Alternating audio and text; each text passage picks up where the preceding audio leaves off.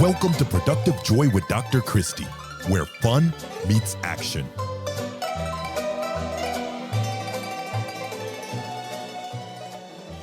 Hi, friends.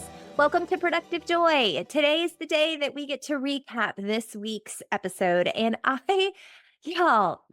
they just keep getting better because I just know some really smart people.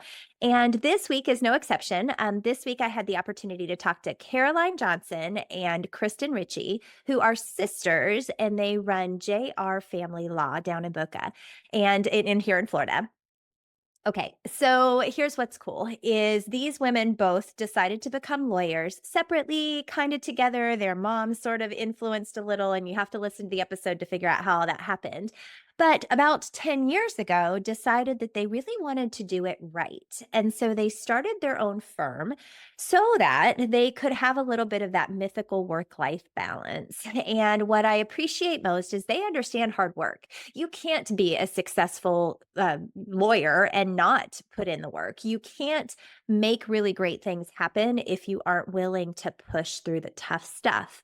So that's what they've done. And they wanted to be able to pick up their kids from school and go to the preschool graduation. And I just so appreciate hardworking women who recognize the value of both work and family. There is nothing wrong with choosing to work or choosing to stay home or choosing to do both or whatever you've decided.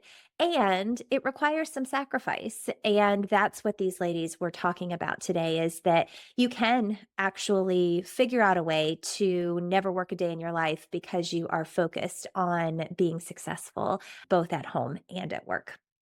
I loved the conversation. They said some really great things. I think the number one takeaway that I have in this particular episode is, I always ask, what's your definition of productive joy?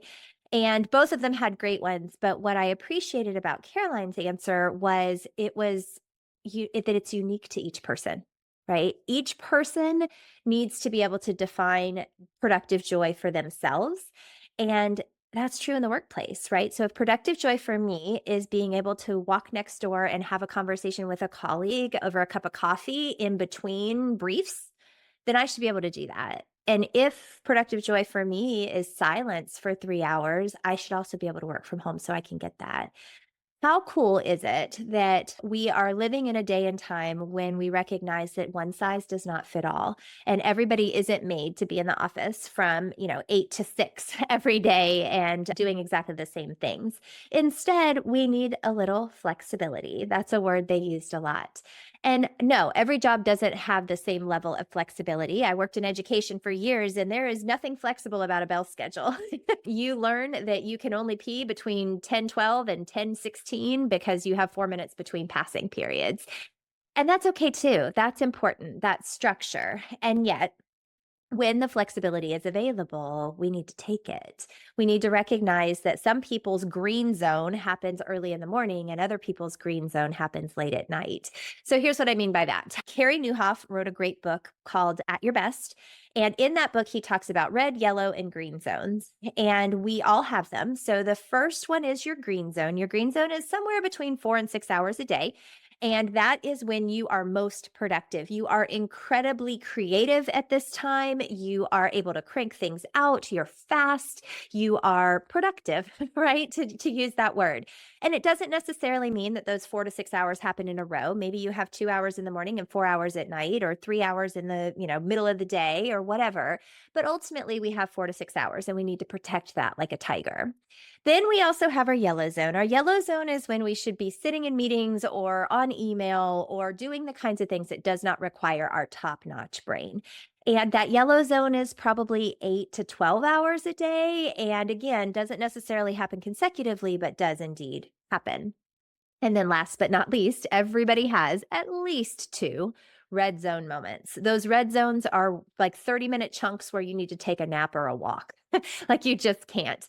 And when we try to push through a red zone moment with something green zoney, it takes like 5 times longer, and in the yellow zone, like 3 times longer than it should. So if something should take you 30 minutes and you're in your green zone and you do it in 30 minutes, awesome.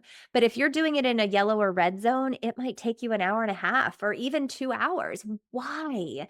Why are we doing that to ourselves? Well, I think that what Kristen and Caroline really nailed is everybody's got those zones. So maybe I need to be doing something a little different first thing in the morning because my green zone doesn't happen then, but I'm going to work from 8 to 10 p.m.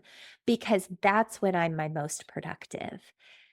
I don't know what sort of flexibility you have. I don't know who needed to understand those zones a little bit better, but I am here to tell you that we do have certain times of the day that we get really great things done. And our day, yeah, is 24 hours, but we've got to sleep and we've got to have some sort of personal life going on in there too. So, where can we chunk our day so that we can get the most out of who we are and what we're capable of producing? Today on Productive Joy, I just want you to walk away with a little something that you can use right away. So maybe you needed to hear about the zones, or maybe you needed to understand that the flexibility with accountability is what's going to get you to the next level, whatever that level might be. Or maybe you just needed to hear two sisters who actually really like each other and are really great business partners because they're different. All of those things can be captured in this week's episode, and I am super hopeful that you'll give it a listen because it really is about figuring out what works for you. So, today, as an opportunity, I want you to think about the one takeaway, the one nugget, the one thing that you're going to walk away with that you think is going to help you figure out how to turn fun into action.